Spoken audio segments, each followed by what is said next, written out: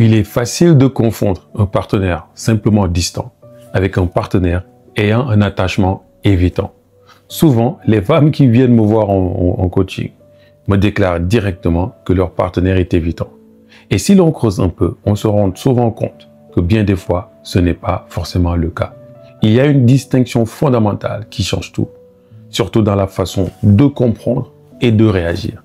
Il est capital donc de la reconnaître afin d'adopter la bonne posture, car la motivation de ces deux dynamiques n'est absolument pas la même chose. Si tu ne me connais pas, je suis Mac Coca et j'aide et j'accompagne les femmes à sortir des schémas d'amour déséquilibrés. Comment? En leur apprenant tout simplement à développer leur maîtrise émotionnelle et relationnelle, à reconstruire la confiance en elles et à reconnecter avec leurs vraies valeurs et puissances féminines. Quand on parle d'un partenaire évitant, on fait bien sûr référence à un style d'attachement. C'est un schéma émotionnel et comportemental profondément ancré qui se construit souvent très tôt dans la vie. Pour cette personne, la distance et l'indépendance ne sont pas un choix ponctuel, mais un mécanisme de défense pour gérer l'intimité et la vulnérabilité. Pour un évitant, la proximité émotionnelle intense est vécue comme une menace à sa liberté ou à son autonomie. Il a du mal à exprimer ses émotions et peut les minimiser, les reprimer ou se déconnecter. Sa distance n'est pas toujours un signe de désintérêt, mais une nécessité inconsciente pour se sentir en sécurité. Il peut aimer profondément, mais il l'exprimera par des actions concrètes ou une présence silencieuse, plutôt que par des mots doux ou des gestes tendres.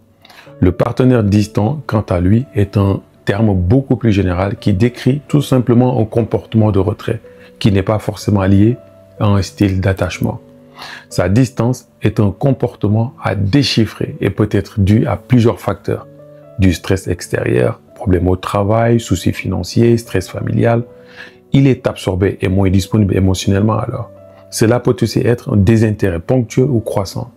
Parfois, la distance indique tout simplement une perte d'intérêt ou un malaise général dans la relation, ce qui n'est pas forcément directement lié à une peur de l'intimité. Il peut s'agir aussi de problèmes de communication.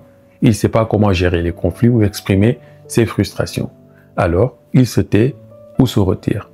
La distance de ce type peut également être un besoin temporaire. Il peut juste avoir besoin d'espace pour se ressourcer, sans que cela soit lié à une peur de l'attachement. De ce fait, la nuance est capitale. Si ton partenaire est un évitant, sa distance est une constante sous-jacente de sa personnalité relationnelle. Si sa distance est due à d'autres facteurs, la stratégie ne sera pas la même chose.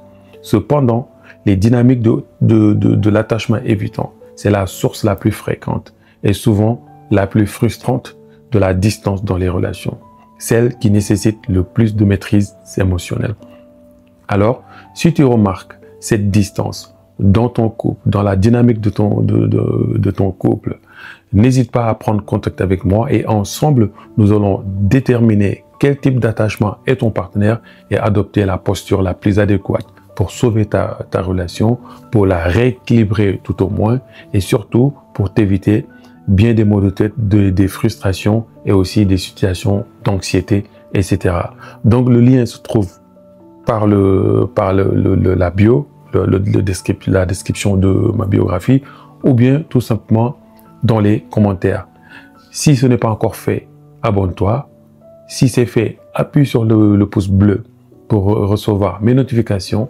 Et sinon, je te dis à très vite et porte-toi bien. Ciao.